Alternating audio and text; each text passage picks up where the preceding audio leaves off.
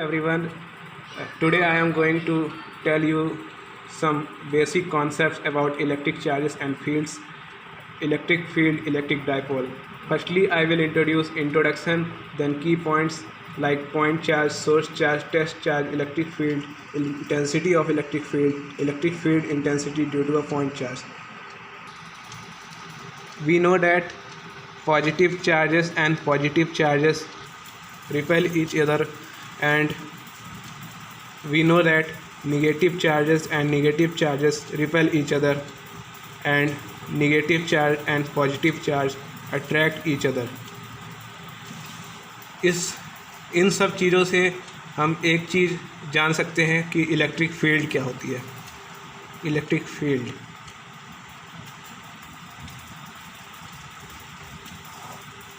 Field imaginary lines के द्वारा found होती है और फॉर्म भी होती है।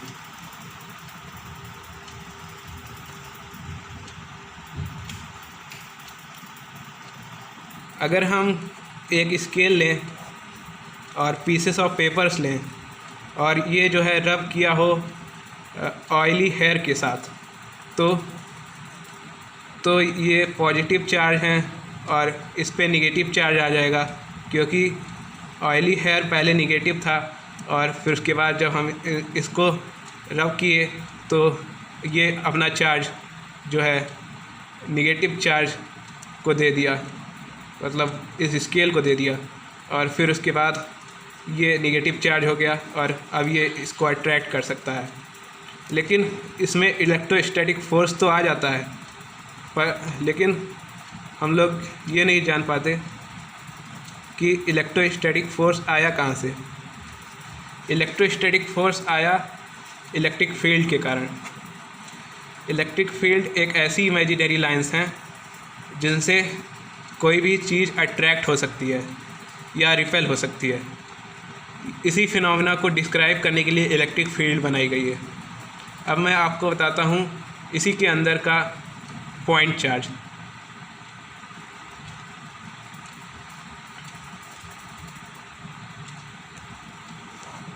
पॉइंट चार्ज वो चार्ज हैं जो बहुत दूरी पर स्थित होते हैं। जैसे कि ये Q है, ये Q नॉर है और ये दोनों बहुत दूरी पर हैं। इस डिस्टेंस को R मान लेते हैं। तो जब बहुत दूर होते हैं दो चार्ज और वो छोटे भी होते हैं, बहुत वेरी स्मॉल, बहुत छोटे होते हैं,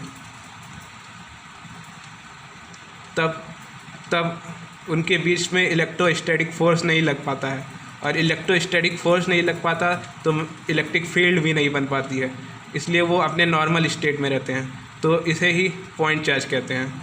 अब मैं आपको बताता हूँ सोर्स चार्ज।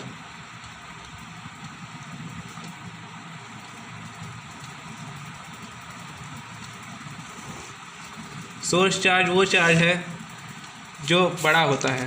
जैसे कि आप इस फिगर में देख सकते हैं,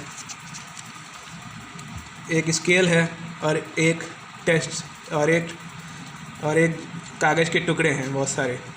तो जब स्केल अट्रैक्ट कर ले रहा है इन कागज़ के टुकड़ों को, तो ये बड़ा हुआ, और बड़ा है तो बड़ा होने के कारण ये सोर्स चार्ज है, क्योंकि इसके पास इलेक्ट्रिक फील्ड ज़्यादा है।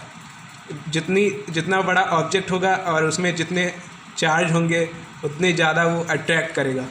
तो इसमें इलेक्ट्रोस्टैटिक फोर्स ज़्यादा है और मैग्नेटिक फील्ड नहीं, लेकिन इलेक्ट्रिक फील्ड ज़्यादा है। सो ये सोर्स चार्ज है।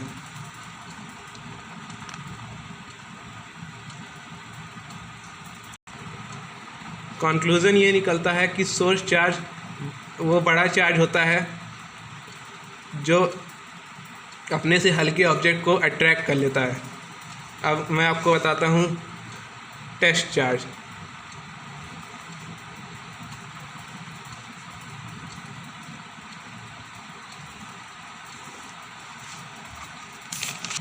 इस फिगर को दोबारा देखिए, इसमें स्केल है और पीसेस ऑफ पेपर है। तो जब पीसेस ऑफ पेपर को ये अट्रैक्ट कर ले रहा है और ये स्मॉल हैं, वेरी स्मॉल हैं, तो और इनमें पॉजिटिव चार्ज है, तो इसे हम टेस्ट चार्ज कहेंगे, क्योंकि ये टेस्ट करने के लिए रखे गए हैं।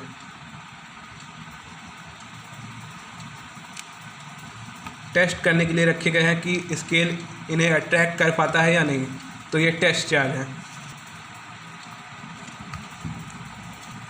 इंटेंसिटी ऑफ इलेक्ट्रिक फील्ड का मतलब है इलेक्ट्रिक फील्ड की मात्रा इसलिए क्योंकि इंटेंसिटी का मतलब अमाउंट होता है, और हम जानते हैं कि इस फिगर में ये पीसेस ऑफ पेपर को अट्रैक्ट कर ले रहा है। तो इस फिगर में जो पीसेस ऑफ पेपर को अट्रैक्ट कर ले रहा है वो सोर्स चार्ज है, और जो पीसेस ऑफ पेपर हैं वो टेस्ट चार्ज हैं। तो जब अट्रैक्ट कर ले रहा है तो उसका जो इलेक्ट्रिक फील्ड है वो कितना ज़्यादा है वो किससे पता चलेगा, वो इस फार्मूले से पता चलेगा। E is equal to F/Q0, और इससे हम फोर्स का भी पता लगा सकते हैं। फोर्स हो जाएगा vector F is equal to Q0 into vector E। ये हो गया एक फार्मूला। अब इसकी यूनिट निकालते हैं, इलेक्ट्रिक फील्ड की यूनिट। फोर्स की यूनिट होती है न्यूटन, और कूलॉम होती है चार्ज की यूनिट। तो न्यूटन पर कूलॉम हो जाएगी इसकी यूनिट। और डायमेंशन निकालते हैं। न्यूटन की डायमेंशन होती है mL/T⁻⁻², और कूलॉम इनवर्स की होती है AT। इससे पता चलेगा कि mL/T⁻⁻² और A और T अपॉन में है तो वो ऊपर जाके इन्वर्स में हो जाएंगे। तो mL/T⁻³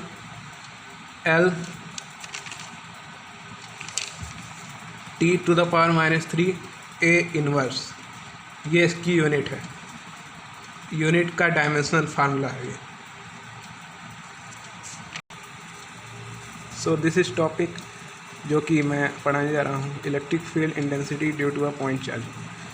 इसके लिए हम एक डायग्राम बनाएंगे पॉजिटिव चार्ज का, जो कि प्लेस्ड है P और Q पॉइंट पे। एक है Q0, और ये डिस्टेंस पे है, ये दोनों की डिस्टेंस है R।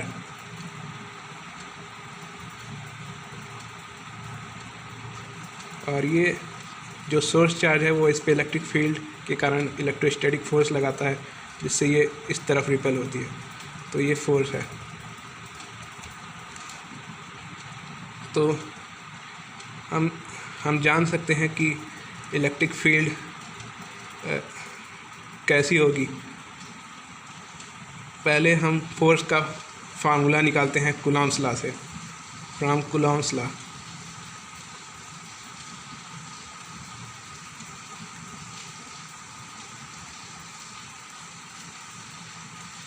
F is equal to 1/4πε0 Q0/R², और यहाँ पे K भी होगा, क्योंकि ये डाई इलेक्ट्रिक कांस्टेंट के साथ हम लोग फोर्स निकाल रहे हैं। तो हम लोग जानते हैं कि इलेक्ट्रिक फील्ड होता है फोर्स पर यूनिट चार्ज। तो यहाँ पे फोर्स को पर यूनिट चार्ज से डिवाइड करेंगे तो हो जाएगा 1/4πε0 Q0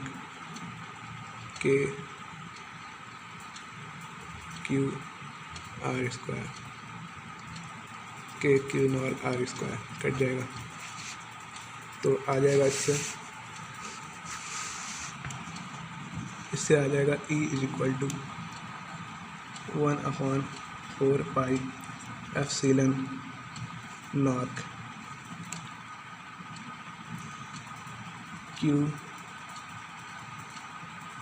Q/R²।